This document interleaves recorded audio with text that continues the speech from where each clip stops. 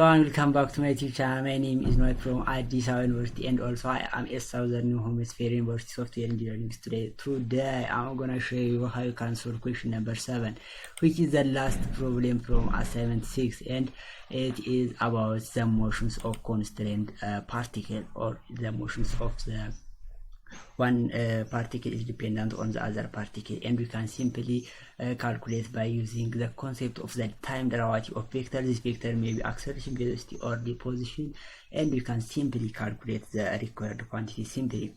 Before starting this problem, if you are new for educational YouTube, make sure to subscribe our YouTube channel, and in order to access every engineering problems that are very important for high school preparatory and university students. Now let's jump into this problem.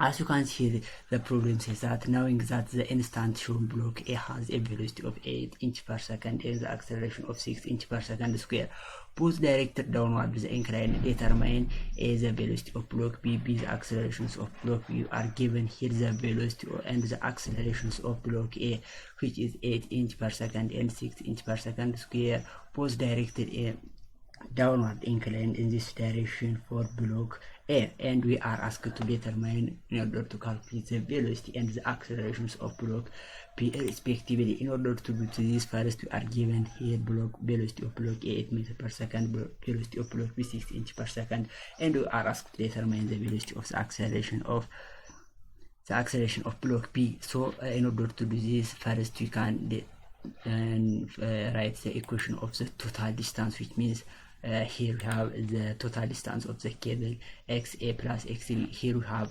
XA and XA, so we have to XA plus XB over A with A is equal to constant. This differentiation is also 0. When you can differentiate it, we can get the acceleration and the velocity of this, and we can get simply the velocity of B with A is 16 inches per second square. After this, we can simply calculate the accelerations of this by differentiating the velocity or the position, which means acceleration is the first derivative of velocity with respect to t, and or the second derivative of position with respect to t. With the same, we can get the same answer, and simply we can get to A plus A B with A is equals to 0. Then acceleration of B with A is simply 12 inches per second square. So velocity of B is equals to velocity of A plus velocity of B with A. This is the same thing as I told you before.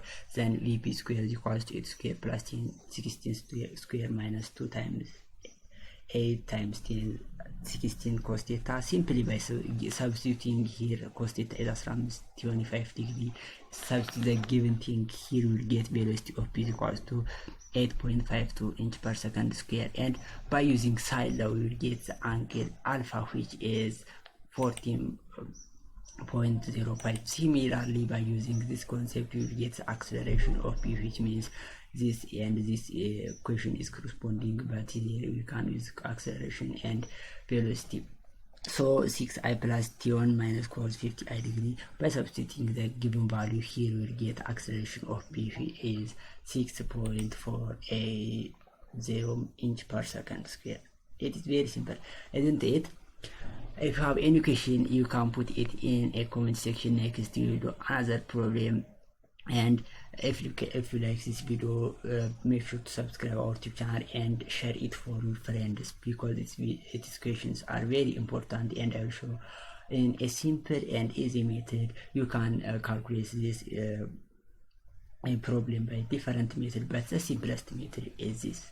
Next we will do another assignment problem. It is the last problem from assignment 6 and from chapter 2. Next we will start the next chapter assignment. Until that, have a nice time. I enjoy the rest of your time.